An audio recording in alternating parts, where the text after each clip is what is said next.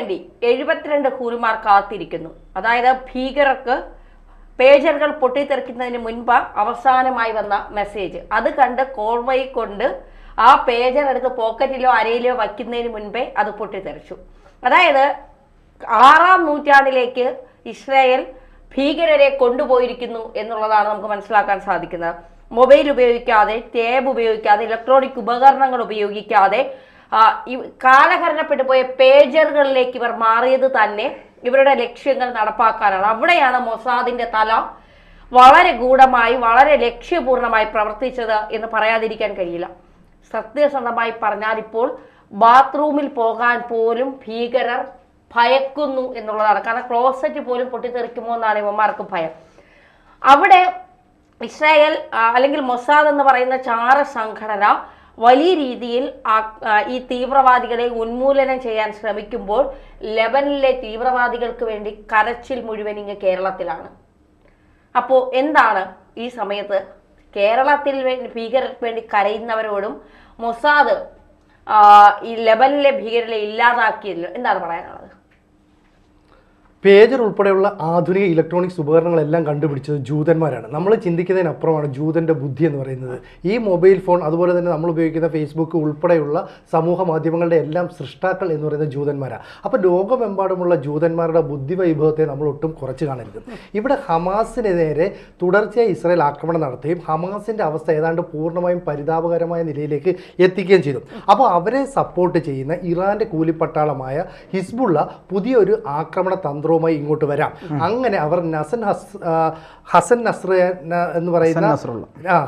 എന്ന് പറയുന്ന നേതാവിന്റെ നേതൃത്വത്തിൽ ഒരു യോഗം വിളിക്കുന്നു. ഒരു പ്രത്യേക യോഗത്തിൽ വെച്ച് പറയുന്നു, നമ്മളെ അവർ ട്രാക്ക് ചെയ്യുന്നത് നമ്മുടെ മൊബൈൽ ഫോൺ ഉപയോഗിച്ചിട്ടാണ്. അപ്പോൾ നമ്മൾ എവിടെയാണെന്ന് അവർക്ക് കണ്ടെത്താൻ പറ്റും. കൃത്യമായിട്ട് അവർ നമ്മളെ അറ്റാക്ക് ചെയ്യുകയും ചെയ്യും. അതുകൊണ്ട് നമ്മൾ ഇത് ഉപേക്ഷിക്കണം. പകരം നമ്മൾ പേജറിലേക്ക് പോകാം. പേജറിലേക്ക് പോയാൽ ഇതിനകത്ത് ഇന്റർനെറ്റ് ഉപയോഗിക്കുന്നില്ല, മറ്റ് മെസ്സേജുകൾ വരുന്നതിൻ്റെ ട്രാക്ക് ചെയ്യാൻ പറ്റില്ല. കാരണം നമ്മൾ ഇവർക്ക് എന്താണോ ആവശ്യം എന്നുള്ളത് ഒരു ഓഫീസിലേക്ക്, ഈ പേജറിൻ്റെ ഓഫീസിലേക്ക് വിളിച്ച് പറഞ്ഞാൽ അവിടെ നിന്ന് അവർ ടൈപ്പ് ചെയ്ത് മറ്റൊരാൾക്ക് അയച്ചു കൊടുക്കുകയാണ് ചെയ്യുന്നത്.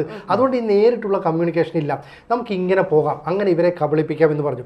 ഈ പറഞ്ഞതിന് ശേഷം ഇവർക്ക് ഈ 5000-ഓളം പേജറുകൾ വേണമല്ലോ. ഈ കാലഹരണപ്പെട്ട ഒരു സംവിധാനമായി പേജറിനെ ലോകം കണ്ടു തുടങ്ങിയിരിക്കുകയാണ്. കാരണം 90കളിലാണ് പേജറിൻ്റെ ആരംഭം.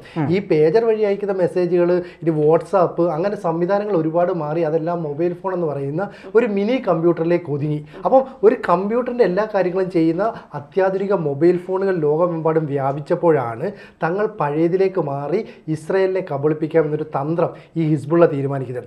ഇതറിഞ്ഞ ഉടൻ തന്നെ മൊസാദിൻ്റെ ചാരവരെ നമ്മൾ പ്രതീക്ഷിക്കുന്നതിനപ്പുറമാണ്. അപ്പം നമുക്ക് ഈ പറയുന്ന പേജറുകൾ നിർമ്മിക്കാം. കാരണം ലോകത്ത് തന്നെ പേജറുകൾ ഇപ്പോൾ ആരും നിർമ്മിക്കുന്നില്ല.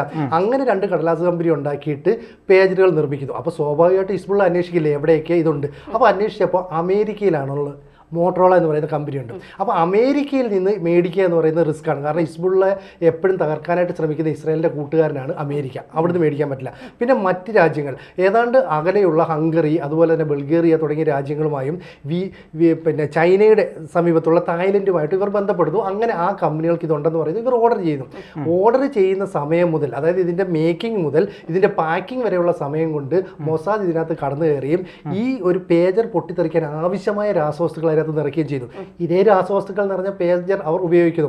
എന്നിട്ട് ഈ പേജറുകളെല്ലാം കണ്ട് ഒറ്റ ബട്ടൺ ഞെക്കിയപ്പോൾ 3000-ഓളം ഹിസ്ബുള്ളയുടെ അനുയായികൾ, അവരുടെ ഏജന്റുമാർ, ഇവരെല്ലാം തന്നെ പൊട്ടിത്തെറിക്കുന്നു. ഇവരുടെ ശരീരത്തിന് കേടുപാടുകൾ ഗുരുതരമായി പരിക്കേൽക്കുന്നു, ചിലർ മരിക്കുന്നു. അപ്പോൾ ഇത്തരത്തിൽ പഴയ സംവിധാനങ്ങൾ ഉപയോഗിച്ച് അവരെ കബളിപ്പിക്കാമെന്ന് ശ്രമിച്ചപ്പോൾ ഈ പറയുന്ന ജൂതന്മാരുടെ അമാനുഷികമായ ബുദ്ധി എന്ന് പറയാവുന്ന ഒരു സംവിധാനം, അതാണ് മൊസാദ് കാഴ്ചവെച്ചത്.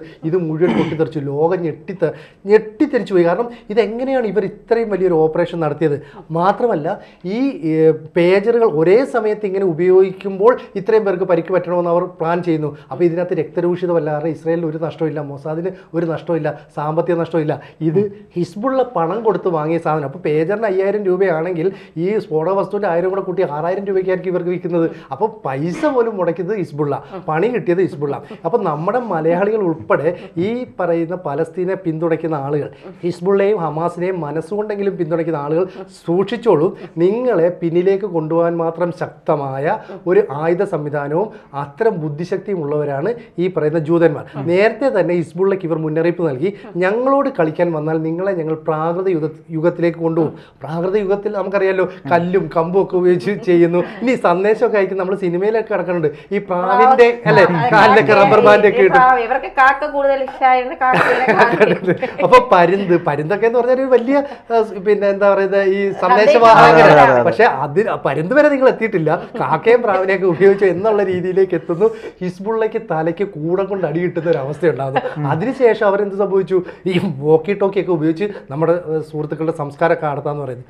വോക്കി ടോക്കി പൊട്ടിത്തെറിക്കുന്നു, വീട്ടിലുള്ള ബാറ്ററി പൊട്ടിത്തെറിക്കുന്നു. നേരത്തെ ധന്യ പറയുന്ന പോലെ ക്ലോസറ്റിനകത്ത് എന്തിനും പൊട്ടിത്തെറിക്കുമോ, സ്വാഭാവികമാണ്, പേടിച്ചു പോകും. അപ്പോൾ ഹിസ്ബുള്ളയെ മൊത്തം പേടിപ്പിക്കാൻ ഈ പറയുന്ന ഇസ്രായേലിന് കഴിഞ്ഞു, അല്ലെങ്കിൽ മൊസാദിന് കഴിഞ്ഞു. ഇത് വലിയൊരു പോസിറ്റീവായ കാര്യമായിട്ട് തന്നെ നമുക്ക് എടുത്തുകൂടെ? തീർച്ചയായും. അതായത് ഈ ഇവരുടെ ഗതികേട് നോക്കണേ എന്നാണ് ഞാൻ ആലോചിക്കുന്നത്. കാര്യം ഈ ഇപ്പോൾ സിനുജി നേരത്തെ പറഞ്ഞതുപോലെ ഈ ഫേസ്ബുക്കും വാട്സപ്പും ഈ ഇൻ്റർനെറ്റിൻ്റെ ലോകം ഇത്രയും വികസിച്ചിട്ടും ഇതൊന്നും ഉപയോഗപ്പെടുത്താനാവാതെ അങ്ങേയറ്റം 6-ാം നൂറ്റാണ്ടിലേക്ക് പോയിക്കൊണ്ട് പേജറുകൾ ഉപയോഗിച്ച് ഞങ്ങൾ സുരക്ഷിതരാണ് എന്നൊക്കെ വിചാരിക്കുന്നവൻ്റെ അരയിൽ നിന്ന് പോലും പൊട്ടിത്തെറിക്കുന്ന രീതിയിലേക്ക് കാര്യങ്ങൾ പോകുന്നു എന്നുള്ളതാണ്.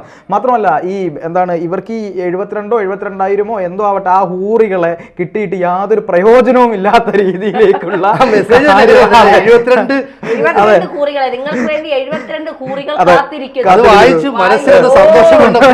അത് പോയി. പക്ഷെ അത് കിട്ടിയിട്ടും ഒരു പ്രയോജനവും ഇല്ലാത്ത രീതിയിലേക്ക് എല്ലാം ചെതറിപ്പോയി എന്നുള്ളതാണ് നമ്മൾ ഇതിലൂടെ മനസ്സിലാക്കുന്നത്. പക്ഷേ ഈ മൊസാദിന്റെ ഒരു ചാരപ്രവർത്തനത്തെ അവർ നേരിടുന്ന രീതിയെ, അവർ ലോകരാജ്യങ്ങൾക്ക് അവർ കൊടുക്കുന്ന സന്ദേശത്തെ അത് നമ്മൾ മുഖവിലേക്ക് എടുത്തേ പറ്റും. കാര്യം ശാസ്ത്ര സാങ്കേതിക വിദ്യയിൽ എത്രത്തോളം മൊസാദ് അങ്ങേയറ്റം എത്തി നിൽക്കുന്നു എന്നതാണ് നമ്മൾ കാണേണ്ടത്.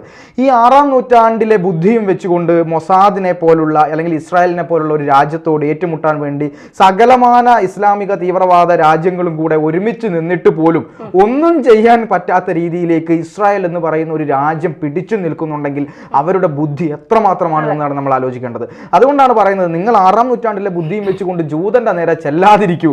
നിങ്ങൾക്ക് ആദ്യം നിങ്ങളൊന്ന് അപ്ഡേറ്റ് ആവൂ, കുറച്ച് അപ്ഡേറ്റ് ആയതിനു ശേഷം നിങ്ങൾ യുദ്ധത്തിനൊക്കെ പോകൂ, എന്നിട്ട് യുദ്ധത്തിനൊക്കെ പോവാം എന്ന് പറയുന്നത് പോലെയാണ് ഇവരുടെ സ്ഥിതി എന്ന് പറയുന്നത്. മാത്രമല്ല ഈ ഇറാനിലെ ഇവരുടെ ഈ ഹമാസ് തീവ്രവാദികൾ ഏറ്റവും സുരക്ഷിതമെന്ന് കരുതിയ ഇറാനിലെ അവിടുത്തെ ഏറ്റവും വലിയ ഭരണാധികാരിയുടെ കൊട്ടാരത്തിൽ ഇവർ ചെന്ന് താമസിക്കുകയും ഞങ്ങൾ ഏറ്റവും സുരക്ഷിതരാണ് എന്ന് കരുതുകയും ചെയ്തിടത്ത് പോലും അതായത് ഏറ്റവും ഉന്നതമായ സുരക്ഷ ഒരുക്കിയെടുത്ത് പോലും ഈ മൊസാദിന്റെ ചാരന്മാർ കടന്നു ചെല്ലുകയും അവിടെ പുഷ്പം പോലെ ഇസ്മായിൽ ഹനിയ എന്ന് പറയുന്ന ഇവരുടെ നേതാവിനെ തീർത്ത് കളഞ്ഞുകൊണ്ട് പൊട്ടിച്ചതറിച്ചുകൊണ്ട് അവർ പുറത്തു വരികയാണ് ചെയ്യുന്നത്.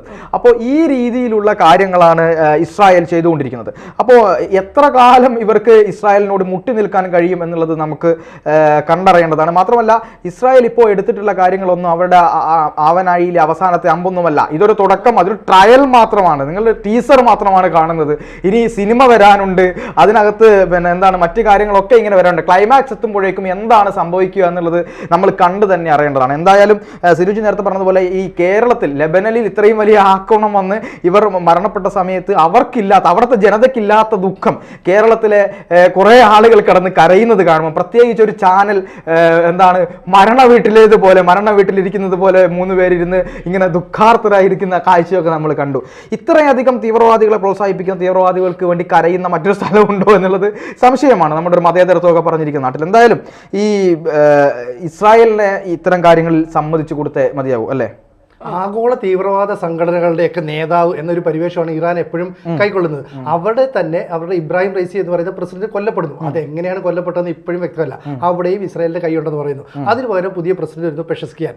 ഈ പെഷസ്കിയാന്റെ സത്യപ്രതിജ്ഞാ ചടങ്ങിൽ പങ്കെടുക്കാനാണ് ഈ പറയുന്ന ഇബ്രാഹിം അനിയ എന്ന് പറയുന്ന ഹമാസിന്റെ നേതാവ് ഇറാനിലേക്ക് എത്തുന്നത്. അപ്പോൾ ഇറാനിലെത്തുന്ന ഇറാനിലെ പ്രസിഡന്റിനും അതുപോലെ മത നേതാവിനും ഒക്കെ കൊടുക്കുന്ന സേഫ്റ്റി, സുരക്ഷ എത്രയുണ്ടോ അത്രയും സുരക്ഷ ഇറാനിൽ ഈ പറയുന്ന ഇബ്രാഹിം അനിയയ്ക്ക് നൽകുന്നു.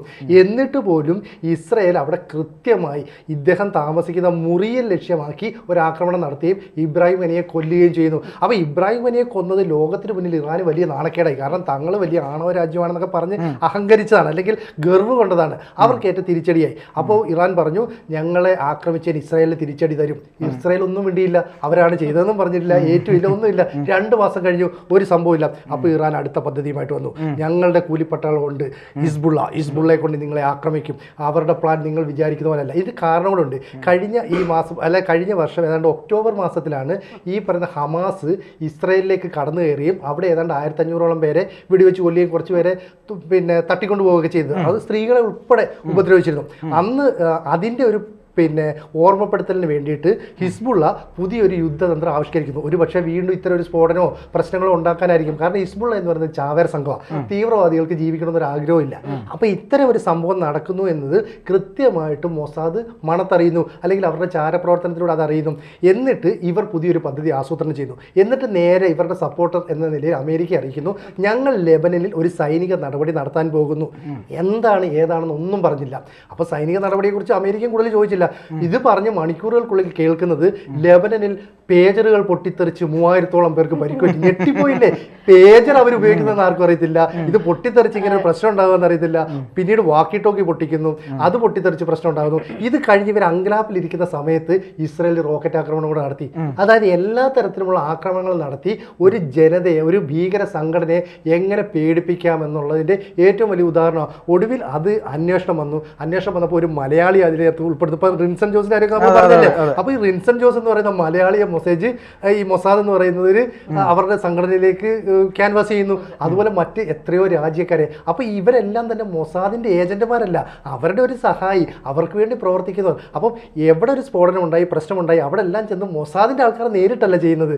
അവർ ആരെയൊക്കെ വിലയ്ക്ക് വാങ്ങാവോ അവരെയൊക്കെ വിലയ്ക്ക് വാങ്ങി, എന്നിട്ട് അവരെ കൊണ്ട് ഓപ്പറേഷൻ നടത്തിക്കുന്നു. ഇനി അന്വേഷണം ചെന്നാലോ നേരെ തൈവാനിൽ പോകുന്നു. അവിടെ അന്വേഷിച്ച് ചെല്ലുമ്പോൾ പറയും ഇത് ഹംഗറിയിലാണെന്ന്. ഹംഗറി അന്വേഷിച്ച് ചെല്ലുമ്പോൾ പറയും ബൾഗേറിയയിലാണ്.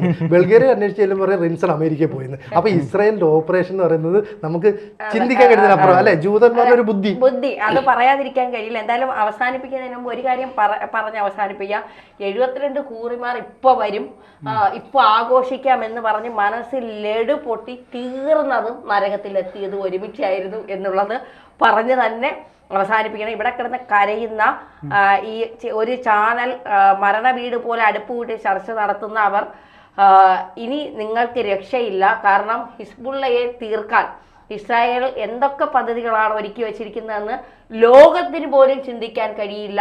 ആ തരത്തിലേക്കാണ് മൊസാദ് പ്ലാനുകൾ തയ്യാറാക്കുന്നത്. തീർച്ചയായും.